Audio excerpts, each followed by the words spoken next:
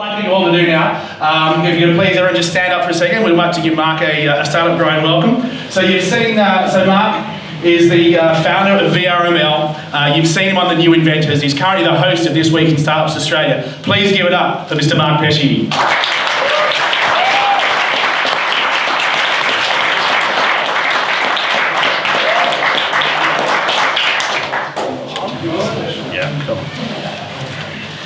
So Mark, we've got a lot to go through tonight. You got you got a pretty long resume. It took me quite a while to get through it, to be honest. But what I want to start off with was just what was your first interaction with technology, and what made you fall in love with it? Well, I think there's sort of two moments. One is my dad studied electrical engineering, didn't really complete his degree, but our basement was filled with all of the kit that he had. So I had signal generators and oscilloscopes, all analog. This is back in an analog era. And I started to play with it and started to build electronic circuits and started to sort of just dabble in hardware because there were pieces around it. It had probably one of those 100 different electronics kit projects where you can wire things together, and that turned me on. So that was it. And probably when I was 12-ish, I was hanging out with my friend Bobby. Bobby's dad ran a computer center. This would have been 1974 probably.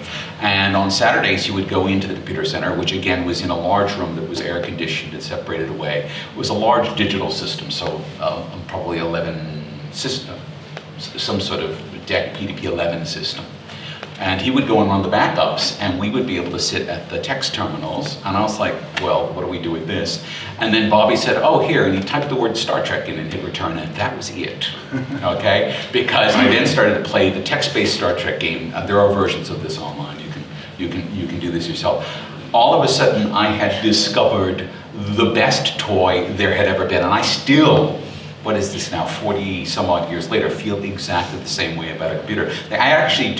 I've never really played that many computer games because to me, the computer itself is the most exciting toy that there is. And I would just rather make something because that to me is the joy and the happiness in it. Cool, and did you go and study computer engineering? Was there such a course at that stage? Yes, it wasn't the dark ages. So what was really funny is that my high school started offering computer programming, and I was in the very first intake in my junior year in high school. And so I took it junior and senior year because they just kept on sort of adding courses in it, and then went to MIT and studied it at MIT. And I have to admit that the MIT version of computer science was very formal, but it was also, I think, too strict. They wouldn't do it the same way today. And this is very classic, 601. So all the courses at MIT are done by number, not by name. But that's the structure and interpretation of computer programs. That's the basic programming course. And it was taught by Sussman and Abelson, who wrote the book, Structure and Interpretation of Computer Programs. And very first day, all of these newbie freshmen are there, and the very first thing they do on the overhead projector, because this is the old days, they stick up a quote from Dijkstra, everyone's favorite asshole in computer science, you know Dijkstra, which says literally, if you know BASIC, your best career option is suicide because you will never know how to program. All right, you can Google this quote. All right, you can Google it. And the cheek of it, because of course I've been programming in BASIC for probably 5 or 6 years. Yeah, same. I learned in BASIC as well. Well, of course you did, because it was the language that you could learn. It was the language that you could explore in and all of this. And yes, okay, maybe it wasn't properly structured programming, but I began to hate formal computer science from literally that very moment. And I have a great appreciation for people who have dedicated their careers into it, but that was the end of my formal sort of, I don't want to be a PhD in computer science because they're dicks. So you didn't go down that path, or did you study some and then leave? So I had 2 very wonderful years at MIT. I did not graduate, but in retrospect, what I did is I was studying as hard as I could. Computer science, somewhat, biology, and psychology. And the intersection between those is what we would today call virtual reality, because you actually have to understand all of those disciplines in order to create the effective simulations that fool people. You have to understand how the body works, how we think, how we perceive, and also then how computers work. So it turns out that I was sort of trying to work towards something that didn't have a name as a discipline yet, as a field, but was just incredibly interesting to me. And one of my friends, because undergraduates are invited to work on postgraduate research projects. One of my friends was working with this fellow who at the time was unknown, named Nicholas Negroponte. This was before he became quite famous and one of the co-founders of Wired magazine and so on and so forth. He had done something called the architecture machine. And the architecture machine, there's books about this, you can look all of this up, was effectively roughly the first virtual reality system. It wasn't the same as Sutherland's virtual reality system, but it could create a sort of cityscape environment that you could then move through in real time, all wireframe. It was really exciting. Just him explaining this idea to me, like long before I'd ever even seen it, changed my life. I was like, oh my God, that's what I have to do. Yeah. So it's like as soon as I even got the idea that there was a thing that was like virtual reality, even though there wasn't that word, it's like, okay, that's what I want to do. Yeah, cool. Do you want to just switch that off and I'll give you a handheld? Yeah, please. Something good. This is just a... Yeah, I'm just I hate annoying people, so you take it. I'll pass over to you in a sec. So, what was it about virtual reality that kind of captured your imagination? So, let's see. A couple of years go by. I work as an engineer, and I started working in communications pretty much after I left MIT.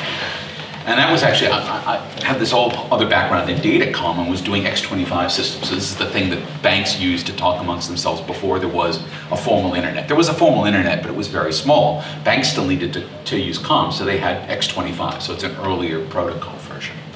And was being very happy as an engineer, and then, this is in 1990, this fellow who was working for me, Neil, my direct report, young kid, just out of college with crazy ideas, brought this crazy magazine into the office called Mondo 2000. Mondo 2000 is notorious. It was sort of the forerunner of Wired if you dropped a lot of acid into the cooler at Wired. All right? And if you go back and look at Mondo 2000, you see I am not exaggerating at all. And so it's like, oh, here, Mark, take a look at this. It's really interesting. And there's this, I think it's issue number 2, this really long interview with this guy named Jaron Lanier, father of virtual reality. And I read this interview because I'm like, oh yeah, this VR stuff, this is going to be really cool. And sort of toward the end of the article, he says, and I remember the line, VR is not the television of the future, it's the telephone of the future. And literally, the entire world goes white.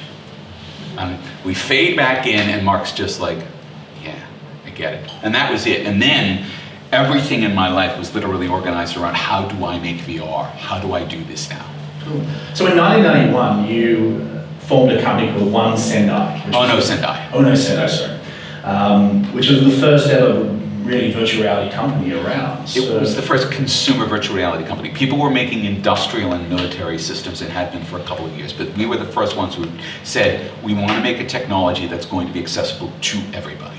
Cool. And what was the application? Was it games, or what was the kind of thing? It was really, I mean, it was going to start with games, and one of the things that we understood, it's really funny because we think of computer games as being very rich and very sophisticated and very schmick now because we've been at them for a while. But the first computer game that I would have used, and many people would have used, was Pong. Pong is literally as minimal as you can get. And yet it's really fun because it's 2 people. Yeah. And this is the thing that we understood. So we're like, we can have graphics that aren't that pretty, you know, because we can't afford them, because a VR system at that point, a professional class VR system, your minimal entry cost is around $1 million because it's running on a graphics supercomputer at that point that costs more or less $1 million, and all of the gear and tracking stuff. Said, okay, we can make it for $1,000 if we do something that's not much more sophisticated than a video game, but we make it networked. And that was the thing. From the beginning, our systems were always designed to have multiple players because we knew that's the thing that would make them interesting, even though the graphics wouldn't be that pretty. Yeah, interesting. And how are you going to network? How are the players, I suppose, all had to be in the same room, did they? Or how would that work? So the job that I had while all this is going on, the day job, was at a company called Shiva Corporation. None of you probably would have heard of it. Have any of you ever heard of Shiva? Bless you. Bless the both of you, all right? So Shiva pioneered something called dial-up networking. So they had these devices called net modems. And this is all Mac OS based, original Mac OS, old-fashioned Mac OS based. You could, from a modem in your home, from your Macintosh, call into the network at work, And you'd have access to the file servers and the printers and everything there. So it was literally dial-in networking. So we're like, well, that's what we'll be able to use. People will be able to dial into a network. We had already started doing internet IP networking at that point, so we could dial into IP networks. So we figured that was what was going to happen. In the early 90s, cable modems were starting to become a thing. Like they were not widely deployed, but we could see that over the 90s. People would have access to fairly or fast enough technology, because the technology you need to network two people together in a crappy VR is not particularly high bandwidth, right? It's not Netflix. Yeah. We knew that there would be plenty of bandwidth for that. Cool, awesome.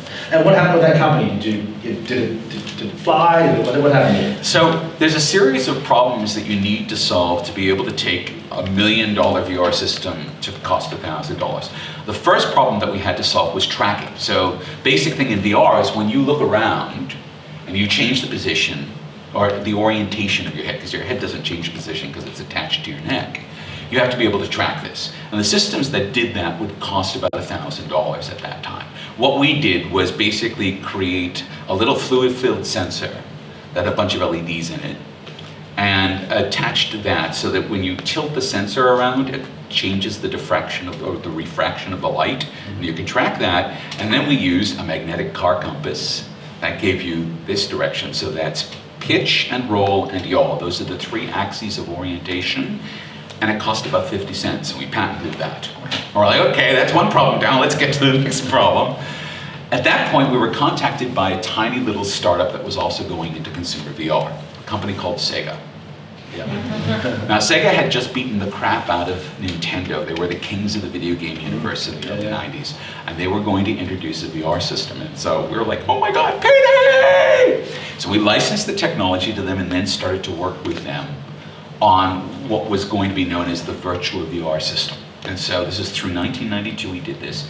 1993 at CES, Consumer Electronics Show, it was premiered, but and Sega had a very, very large booth, probably about a half an acre in size. Lots of meeting rooms, demo rooms, and there was this sort of passageway through, and as you went through this passageway, the lighting got dimmer and dimmer and dimmer and dimmer, and finally got into this inner sanctum room where they had the pre-production version of this VR system, which was basically a miner's helmet with a lot of stuff gaffer taped because it was a pre-production. But you'd have the buyer from Target in there, and the buyer from Walmart in there, and the buyer from Kmart in there, and they all lost their minds and said, how many of these can you give us at Christmas?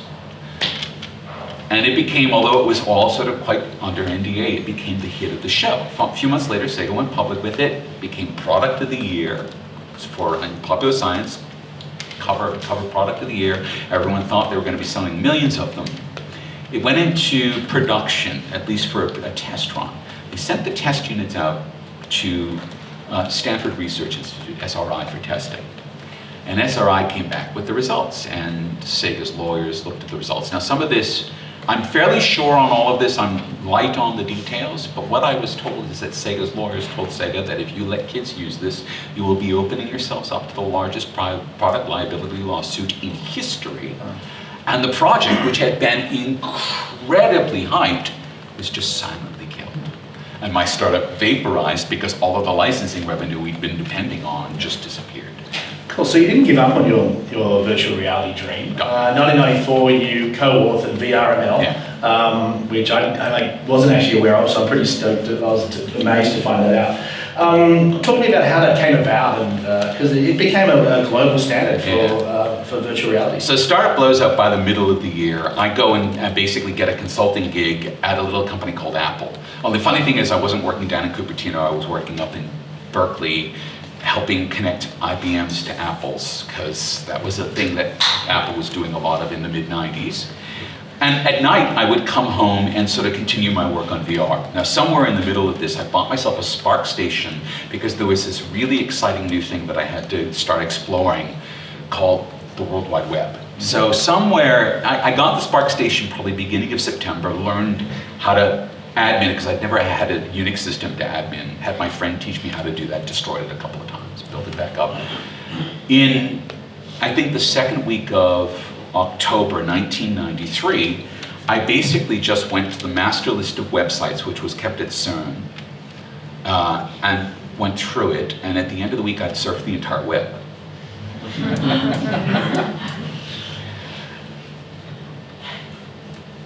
And I was like, this is really interesting. I should probably be taking my work in virtual reality and bringing it into this. And that's around the time Tony moved to San Francisco. We had mutual friends in Boston. We were having beers as he was unpacking his apartment, he and his wife and I. And he's like, Mark, what do you do for a living? Well, 3 hours later, he was on board. And we sat down, we had perfectly complementary skills. I know how to do graphics, he knows how to do language parsers. Those are the kind of two things that you need. I know how to glue it all into the web, we got it up and running. And then I mailed this weird random guy in Geneva who wanted to know if anyone was doing VR on the web. Turned out it was Tim Berners-Lee. And I got an invitation to speak at the very first conference on the World Wide Web, which was in May of 1994 in Geneva. So that was the 300, at that point, just researchers, because that was only the people who were doing the web. These are people who were doing sort of basic web research. And I met a bunch of people there, including a very young 18-year-old guy named Brian Bellendorf, who would go on to be the founder of Apache. And a couple of other things. But he was at that time just being the systems administrator for a little startup magazine called Wired, which was just getting off the ground, which was secretly doing something called Hotwired, which was going to become the first magazine website. He really liked the idea. He said, Mark, let's keep working on this. And we kept on pushing it forward. So Tony and me and Brian basically spent the summer trying to figure out how to do this. Got in touch with Silicon Graphics, SGI, who were the big names in graphics. They liked the idea so much, they said, we have this language called Co-inventor, let's make that VRML rather than the demo version we've done, and start to build things with it. And we were off and running. And I basically spent the next 4 to 5 years kind of being babysitter, cat herder, moderator of a community of people who were both commercially, technically, I guess, and academically focused on making it a standard. And it was good. You know, VRML achieved a lot, but it always required a plugin. It was never baked into a browser. And so when people would get to the point where they'd have to install something, a lot of people just weren't technically capable of doing that. And so it got to a certain level of capacity and a certain level of deployment, and we had a lot of fun with it, but it never really broke through. Part of that's just because the web itself was so weird and so new that when you threw this 3D layer on top of it, people were just like, I'm sorry, no, it's too much. Let's come back to just this insane world that we already have. Yeah, interesting. Well, we'll come back to where VR is at a little bit later, if you like. But I'm keen to find out, how did you, so you were from Massachusetts originally, obviously spent a lot of time in California. Yeah. How did you end up here in Australia? So, it's a two-step process. After the work with VRML was going on, I was actually approached by the University of Southern California, by the cinema school, which is the best cinema school in the world. They were going to start a program in new media, emerging media, all of this stuff. They'd been referred to me. And they'd been interviewing people for quite a while, and apparently I was the first person to come in as a candidate and not say film's dead. Which you have to think would be kind of insulting to hear if you're the best film school in the world. I said, oh my God, film's great, let's make it better. They're like, you're hired. And I worked with them to build a program in film. That's still going. It's going from strength to strength now. In fact, Scott Fisher, who's the actual person who invented virtual reality, is running that program, has been for a while. And then I was invited over here to the Australian Film, Television, and Radio School to do the same thing. And that's why I'm in Australia. So I was invited over here in 2003 to do that. Cool, fantastic. And obviously, I watched you for many years on The New Inventors, and I thought you were fantastic on that show. How did that opportunity come up, and what was that experience like? So, I mean, it started off, their very first series, they did a whole bunch of little, I guess, interstitials about what things are going to be like in 50 years, and then they came to me to do a little interstitial about what television was going to be like in 50 years, because I'd given a public talk about the future of media. So I said, okay, we'll get Mark. And at some point then, they realized that most of the panels they had in the first series were horrible, and I've seen those episodes. You can watch paint dry. It's like, they only kept 2 of the panelists. They canned everyone else, and so they were looking for new panelists. And I was approached, and I was chuffed. I was like, okay, that's great. And I went for an interview, and I thought I did a great job. And then they said, we'd like you to do another interview. I was actually really kind of pissed off, because like, well, didn't I do a great the first time. Turns out actually this was the second interview because they'd interviewed 100 people and I'd made it past all of those other people to the second interview, did the second interview and got the gig. And I didn't really, I think, have any understanding other than it would be fun to do this. But it took a lot of learning because being comfortable in front of a camera is not something that generally comes naturally to people. And I think for the first year, if you see any of those, I'm generally Bambi in the headlights. Yeah. Just terrified about when the camera will turn to me. And it's not live, it's recorded to tape. You can screw up and they'll fix it. But it was really terrifying for a while. And what would your main advice be to people as far as getting skilled up and being comfortable? Practice, just do it. Just get in front of a camera and start talking to it. I mean, seriously, you basically condition yourself out of it. That's all it is. At the end of the first year, I did get some good advice because they sat down with each of us and they said, Mark, you're really good, but really, I want you to go and watch Andrew Denton. And I did. And Andrew Denton has an enormous amount of emotional intelligence, right? He listens to people and he tunes into them.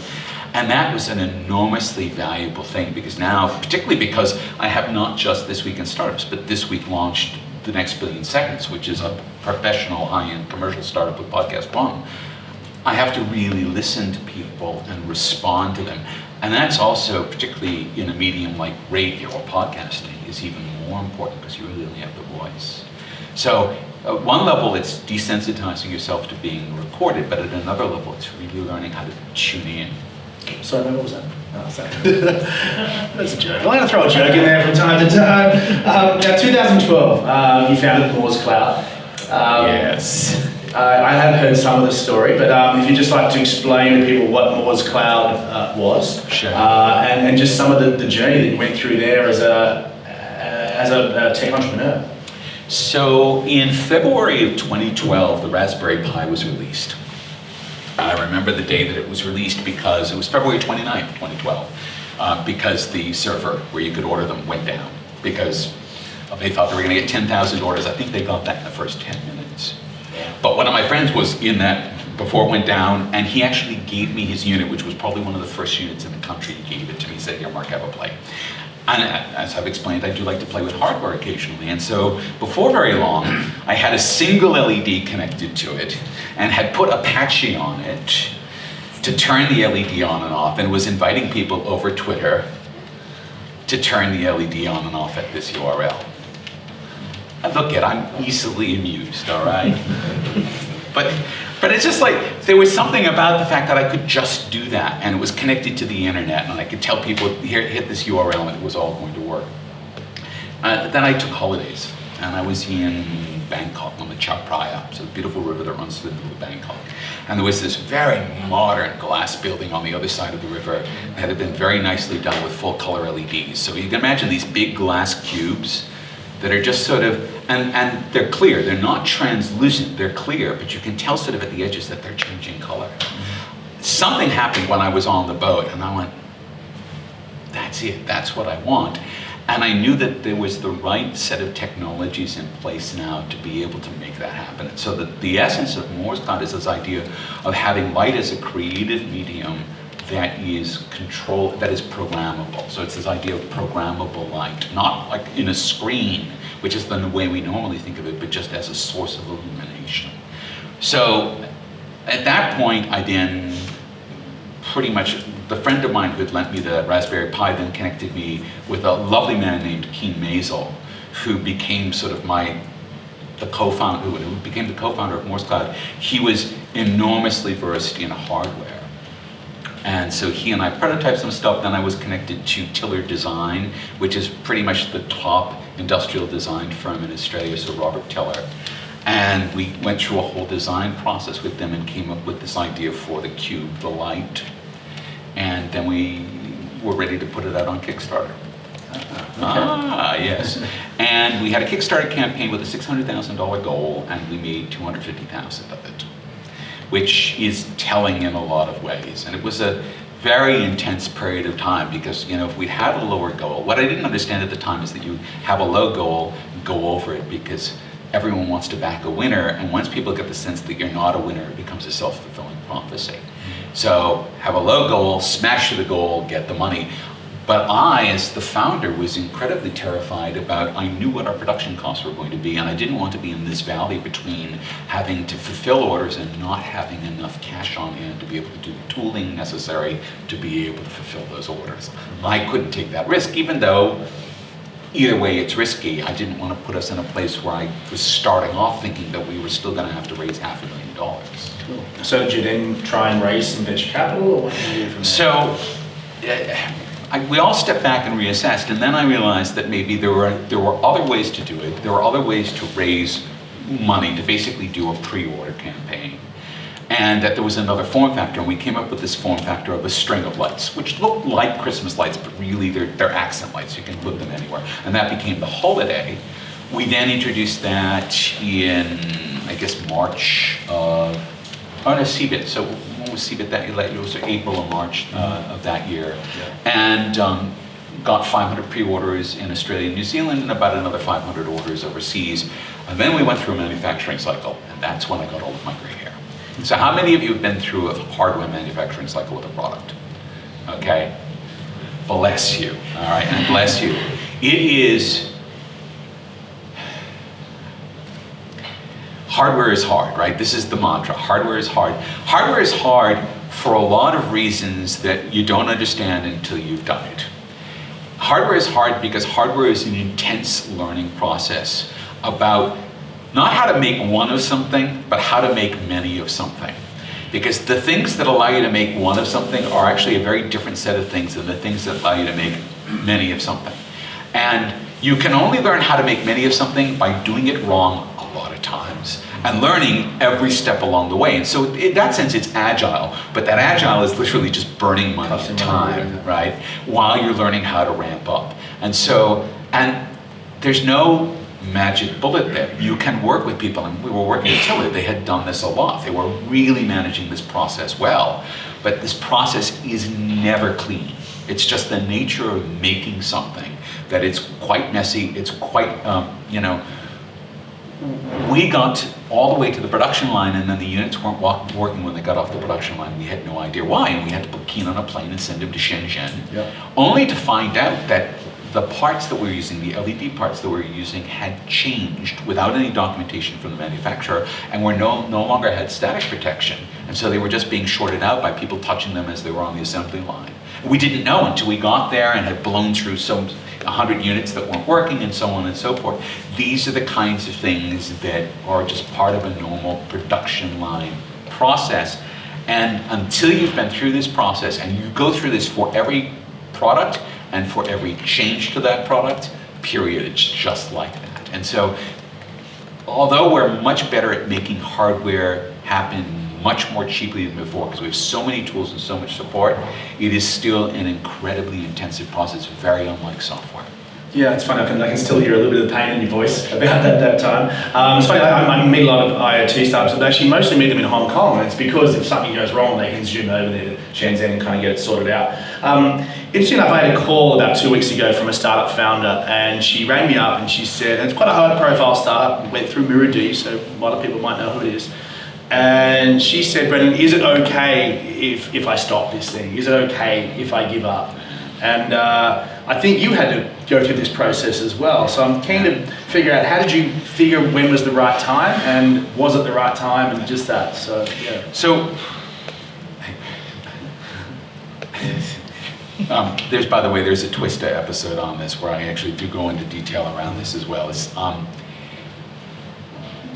Everyone was burnt out because really everyone was doing this because they loved it, but no one was getting paid for it. Everyone was working full time on something else, except for me. I was simply burning through my life savings and doing this full time, and had managed to raise about $125,000 from some people who believed in it as well.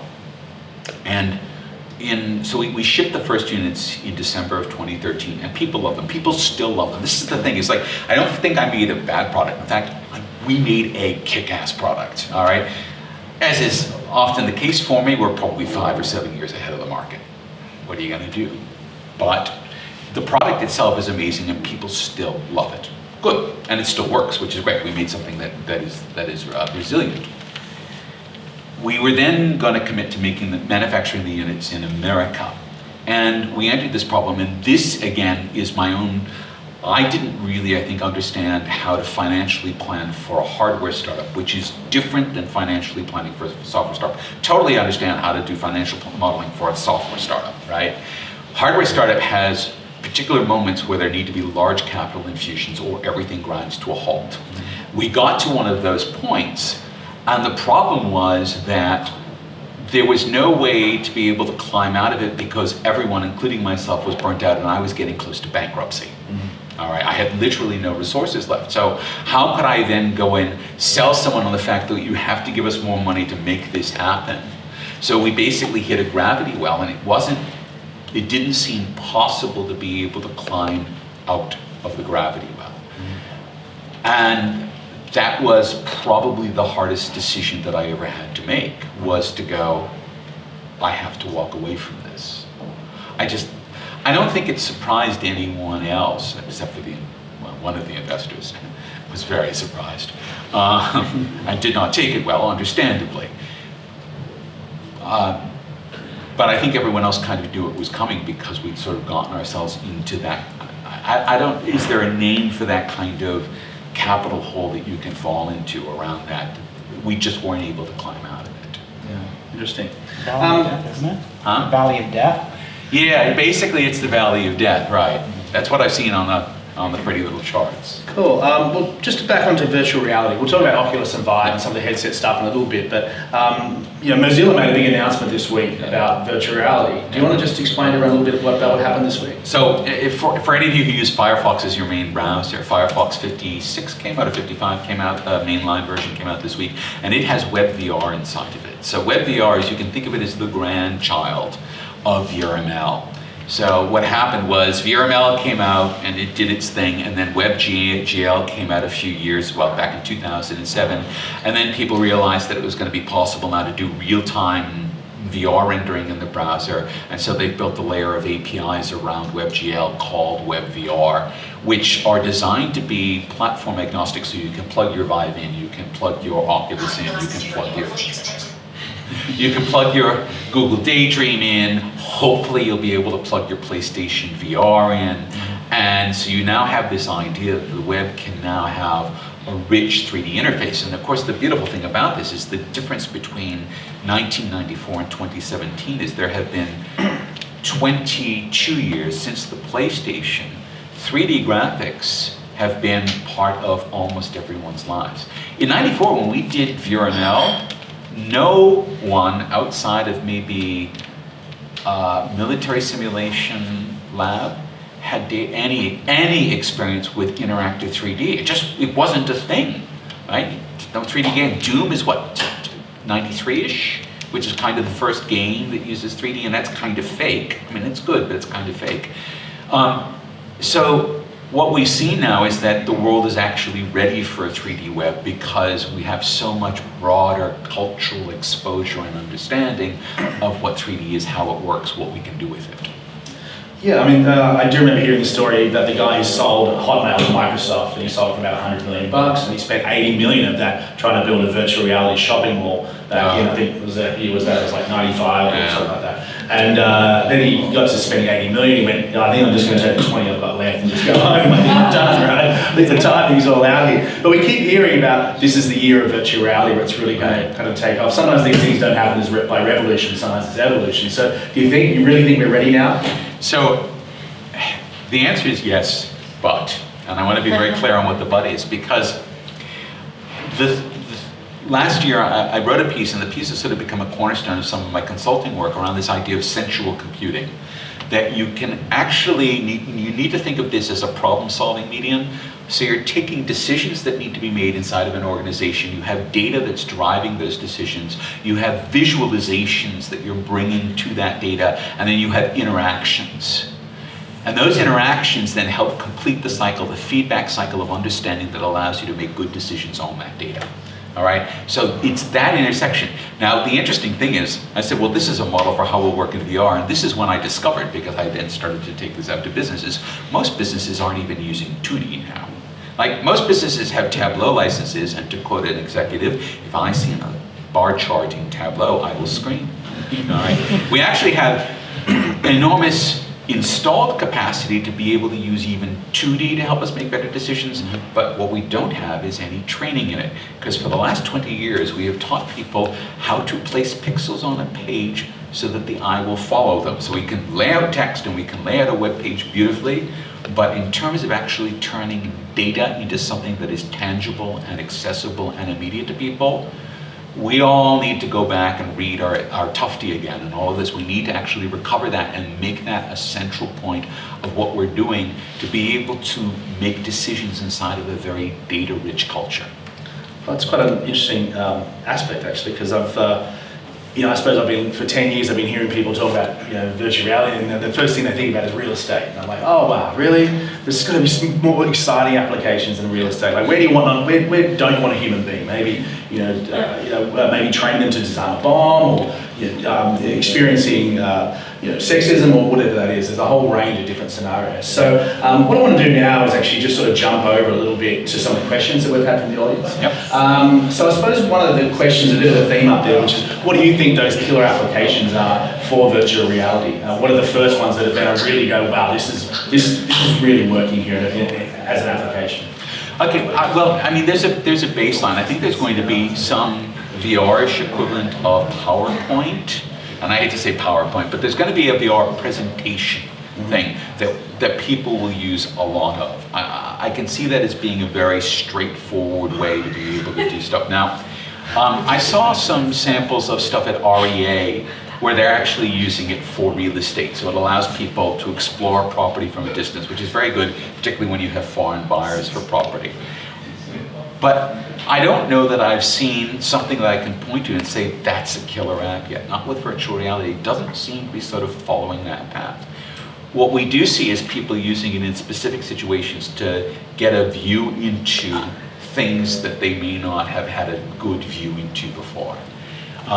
But I'm not clear that I can point to, oh my God, that's a killer app. I have not had a killer app moment around virtual reality yet. I really haven't. I mean, Tilt Brush is really interesting, which is sort of the canonical painting app now, sort of the 3D Photoshop. And it's really nice, and people seem to be using that now for scene and set design, for cinema or product design or things like this.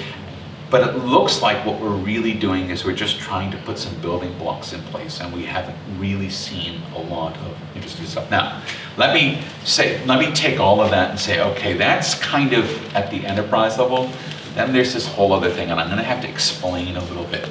So have any of you heard of something called photogrammetry? All right. Photogrammetry is technology that was invented in the early 90s. I remember it's core technology when it was invented because I was at the conference where the papers were introduced. So photogrammetry is the capacity to take a whole bunch of, I could run around and take a whole bunch of photos of you from a whole bunch of different angles and then feed that to a computer. And the computer would analyze that from all of the photos it's taken. It would now produce a 3D model of you. All right? So that's photogrammetry, and we're pretty good at that now. So you can get apps for your phone that will do this and things like this. Okay, so photogrammetry is kind of yesterday's news. In March of last year, I was at a company called 8i, which was founded in Wellington, but mostly does its work now in Los Angeles. And what they showed me was videogrammetry. So videogrammetry is photogrammetry with a timeline, all right? So instead of you having a whole bunch of shots with a static camera, I'm gonna put you in the middle of the room and surround you with 40 high-definition cameras that are recording a terabyte every couple of minutes, uploading that to a cloud, doing a whole bunch of post-processing on that. And now what we have is you in 3D volumetrically presented. Now, you've all seen characters in simulations because you've all played video games and there are characters and they all still look artificial. They don't cross what they call the uncanny valley. And with videogrammetry, there's no uncanny valley to cross. It is simply that. And one of the first demos I saw was a boxing coach, famous, crusty old LA boxing coach, giving you a basic lesson on posing and position in boxing. And he's doing it, and I'm in the VR. I'm fully in the VR, and I'm still doing this because there's something about it that causes you and probably the mirror neurons in your head to fire, that you are actually doing it because there's a profound feeling of embodiment. I saw that and I was like, okay, this is a killer app. This is now a killer app because, yeah, the boxing coach is one thing. I want you to imagine what it's going to be like in around 2022 or 2023 when you're watching AFL. There's 800 cameras around the field, which are generating something that's coming into some home device, whether that's a PlayStation or some very fancy television, and you can now put yourself wherever you want in the field of play as the match is being played. That's the future. That's the thing that replaces television. That's the thing that, to me, as a medium, as a broadcast medium, that's the thing that VR is now, and that's where VR is going. So that's a fully immersive experience. Well, I mean, immersion is a slippery term because it will work just as fine on a screen as long as you probably have like some sort of controller so you can move it around. It could be a bunch of you in AR goggles that we all think we're going to have in a couple of years from Magic Leap, if Magic Leap actually exists, or from Apple or whatever. And so it could be a nice shared experience like that where all of you are in the playing field together. We don't really know. It's probably going to be offered in a couple of different ways, and you'll modulate that based on where you are and what you're doing at the moment. Because you wouldn't do that at the pub, but you would do that in your living room. Cool. There's a question up there about Oculus versus Vive. What Right. would you put your money on? Vive. Okay. Next question. I mean, Oculus doesn't seem to be able to give them away. I don't really know why this is, but they keep on lowering the price and lowering the price and lowering the price, and I don't know that it's affected sales at all. The Vive technology is quite good. The tracking technology is quite good. It's not optical. It's using the sort of laser scanning things. Having spent time at CES this year with the folks who are running Vive, they also understand that they need to have a combined focus between enterprise and consumer. Oculus still sees itself as an entirely consumer VR company. If you approach Oculus with an enterprise app, they tell you they're not an enterprise company, go somewhere else. Cool. I've got a question for you just about ICO, so initial coin offering. Excellent. Being in Hong Kong last week, it was quite the talk up there. Yeah. I spent an hour, I think, with Tim Lee trying to explain it to me, and I'm not sure I've got it yet. But do you have an opinion on these things? I mean, is this real? Can you raise money off kind of nothing? I mean. So, well, the answer is yes, of course. All share markets work on that premise. I think, all currencies are worth what someone else is going to pay for them, right? Whether it's a fiat currency or a cryptocurrency, doesn't really matter. All currencies are worth what someone is going to pay for them. I think where it gets really messy is where we start to wonder whether this is a back way around doing an investment in a startup, because that's effectively how they're being used right now, although they've effectively shielded themselves by not saying this, and the various securities organizations are taking various points of view. I read a very persuasive argument that said the initial funding model, the crowdfunding model for Ethereum, which was from 2016, may in fact have violated securities law. It's not clear. So there's a lot of questions around, I guess, that. But I think the thing that's important to know, I'm going to use a historical analogy here. For about 1,500 years, there was one church. It was the Catholic Church. And then, literally 500 years ago this October, Martin Luther came along, published the 95 Theses, and that was the end of that. So all of a sudden, it was not one church. It was the Catholics, and then a whole bunch of Protestant sects. And you blink these days, there is another Protestant sect. It's just like that. That's kind of what's happening where you have Bitcoin, which is kind of like the Catholics. And then Ethereum came along, which is kind of like Luther, and now whammo. We now have so many different sects popping up. It's incredible. And I'm sure that if you charted the number of new coins that were available over time, it would look a lot like an exponential curve. Now, my friend Mark Jeffrey, who wrote a book called Bitcoin Explained Simply, did very well a couple years ago. And he and I have been talking about cryptocurrencies for a while. He's actually going to be doing an ICO for his startup, but we've talked it through. It's legitimate, we hope. But he quipped at me. He quipped on Twitter last week, in the future, everyone's going to have a cryptocurrency, right? And I called him the next day in Los Angeles. I was like, I know you thought that was a joke. The more I thought about it, the more I realized he was dead on correct. And the way it's going to work is this. Every one of this is going to have their own cryptocurrency, and that cryptocurrency is going to be used to purchase your attention. All right?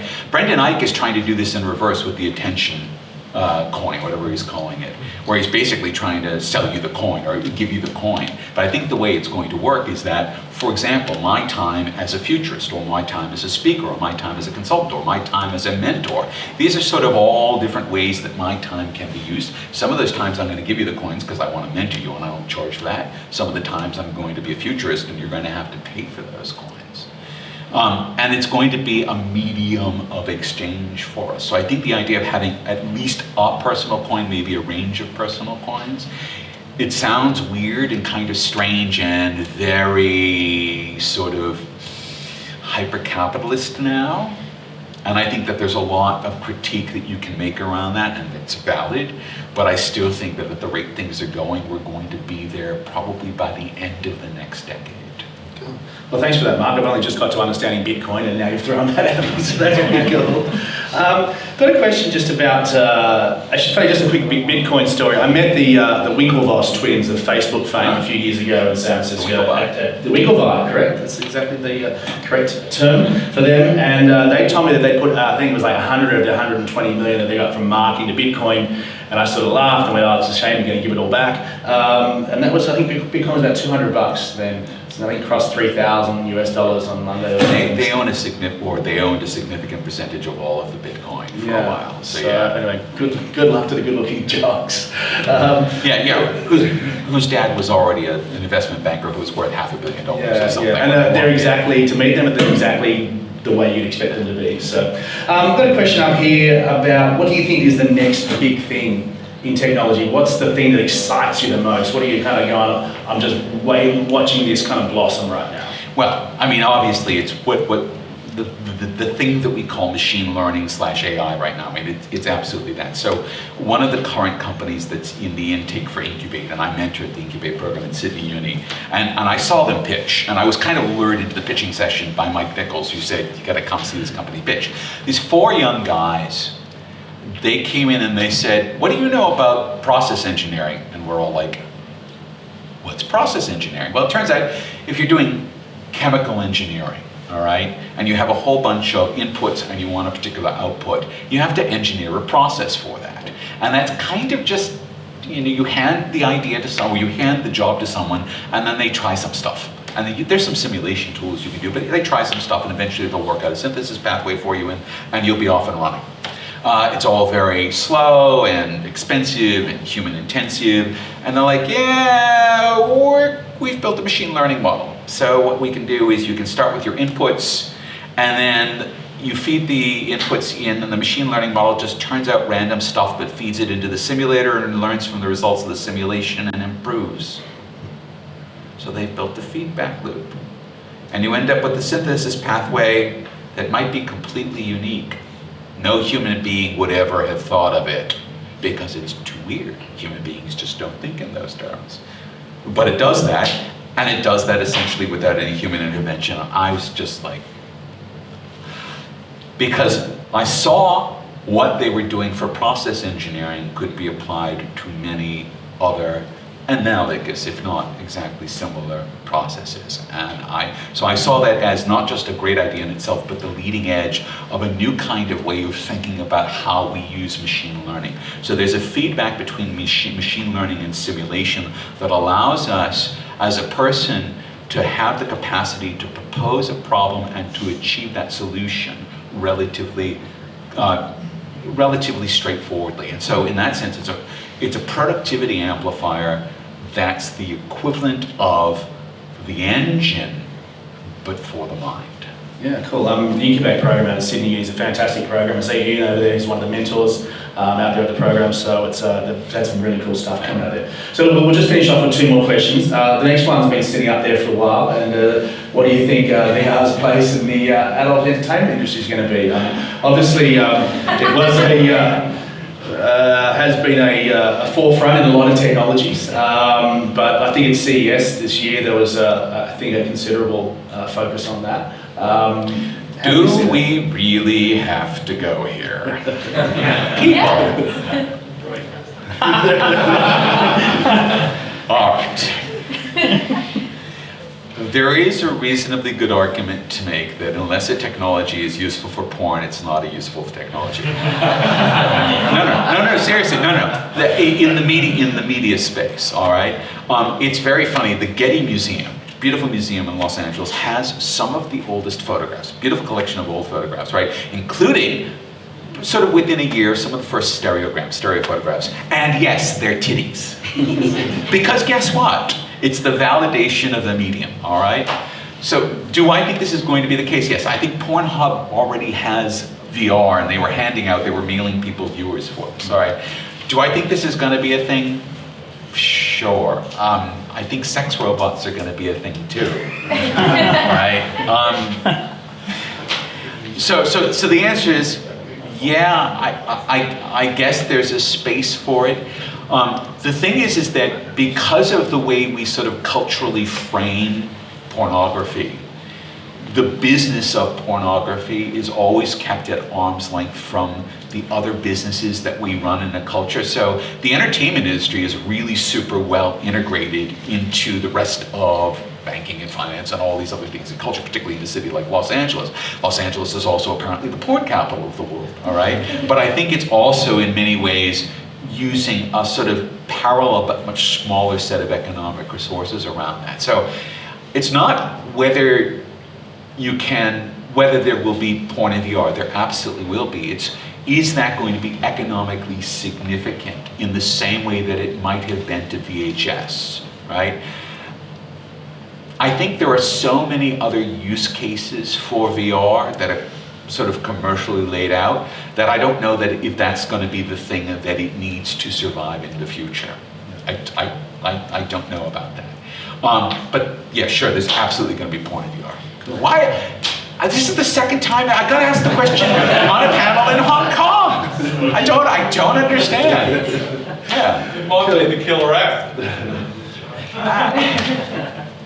I get it. It was for VHS, right? It's the reason we have VHS and not beta, because Sony was very restrictive and did not allow pornography on beta. All right. Blu-ray as well. Oh, that's interesting. Okay, yeah. So that's because Sony sees itself as a family business, and so it was very restrictive about the kinds of content. So you can have pornography on DVD, but not on Blu-ray. Right. No, actually, that's why they won against HD DVD, because the porn industry backed Blu-ray. I think Sony learned their lesson. Oh, I see. Oh, okay. Once burned. Cool. My next question is about mixed reality. Yes.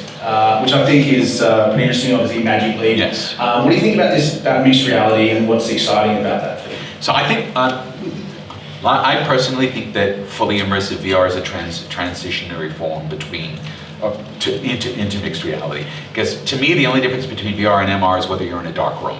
All right, I mean, I'm not sure if there's a lot of differences beyond that, but the capacity to be able to augment, and I want to sort of here, hold that for a second. There you go. So my favorite new toy, and I was very glad that I was able to finally buy these because you couldn't be able to get them anywhere. These are a set of AirPods, all right? So AirPods are Apple's lovely new, very schmick, very nice wireless Bluetooth headphones. They're mixed reality for your ears. And I don't think people really have gotten that yet, but they're really designed to be able to allow the world in and at the same time do that. So the fact that we're not using those mixed reality devices, that's an application level problem. It is no longer a hardware level problem. So you can imagine now developing an app that augments the environment in Sydney as you're walking through it, which, for instance, if you are sight impaired, can help actually give you directions or information, or if you're a tourist and don't know your way around.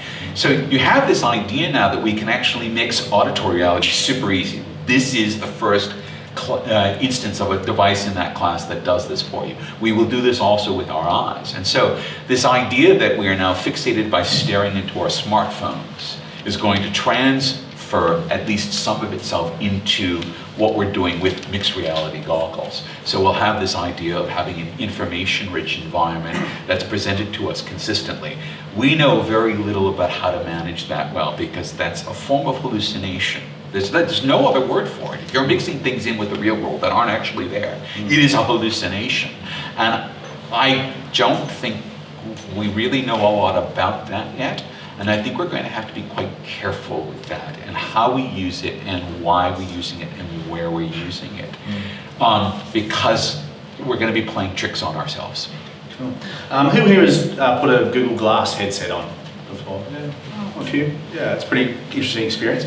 I read last week that Google has sort of reignited that division again. It's going to be interesting to see how... As enterprise, that's the thing, as enterprise. And that was, the original mixed reality systems. And, I was flown up to Boeing in Washington in 1976 or 7 because they were doing it when they were doing the 777, which was at that point the most complex machine that had ever been made. The assembly area, the workers had to have mixed reality on because the manuals to assemble it were so big they couldn't keep them at hand. Yeah. And so it was the only way to do it. And so they had this entire space mapped out with some probably early version of Wi-Fi, what would have passed for it, and the workers all had their own Boeing version of mixed reality systems that they were using during the assembly process. One last question. It wasn't actually asked up there, but it's self-driving cars. Yes. Obviously... Can't get them fast enough. Cool. And how far away do you think they are? Obviously, there's potentially... people are... It's starting to hit mainstream as far as its awareness now. But how far away do you think they are? So my 79-year-old uncle, who, bless him, had a triple bypass on Monday, but seems to be doing fine. But a month and a half ago, for his 79th birthday present, bought himself a Model S. He's done very well. And I know he did this because in a couple of years, he's going to want a car that he doesn't have to drive. He does not use the self-driving mode. His 50-year-old son, who gets to drive it all the time, he's like, we'll turn on self-driving mode as soon as he can. My uncle is still sort of holding on to his skills, but he knows that there's going to be a point in the next couple of years where that's going to be the case. So we're now sort of in this period of very rapid evolution around these systems. The problem space around driving is really interesting because, just this week it was seen people can spray paint road signs and the computer can't recognize them. Well, actually, neither can a person if they're spray painted. So, but we're seeing sort of all of these edges to human understanding and to machine understanding. But the thing that stands out for me, I was at CES this year, and Jensen Huang, the founder of NVIDIA, showed this card that they're now selling through Bosch at resellers. It says, we took this card, we put it into an Audi, we drove the Audi around for 48 hours, and the Audi learned to drive because it was watching the human driver for 48 hours. And oh yeah, it's outside in a lot, outside the convention center, you can book in for a ride with it. All right, now it wasn't on Vegas streets, it was just in the lot, sort of doing a little obstacle course. But the car had taught itself to drive. That's scary and good and cool. And it sort of shows us that in some ways we're a lot closer to this than we think. And in some ways we're further away. Now, I wonder if it's going to actually just be a step change. I mean, we do know that interstate trucking is probably going to be almost all autonomous within 5-7 years, because we know it's going to be safer and cheaper to do that. Yep. City driving, it's harder to know. The safest of all things is if there's just a complete step change and everything goes autonomous. It's that middle road where it's people trying to anticipate what autonomous vehicles are doing, and autonomous vehicles trying to anticipate what people are doing. That to me looks messy. Yeah. Right? But there's another side of it too, which is that as soon as you don't have to have a person in a car, the definition of what counts as a vehicle changes. So we can have very small things that are ferrying packages across the city. All right? And so you have this complete explosion of form factors. So the thing that we think of as a vehicle is also going to explode because it's possible to design things that don't have to fit a driver into them anymore. Yeah, well, okay, interesting. Mark, we could probably talk for another hour, but I thank you for sharing all your knowledge with us here. You're going to hang around for a glass of wine or a beer with the guys? Oh yeah, I get to have a drink now. Yeah, awesome. Please join me in thanking Mark. Thank you.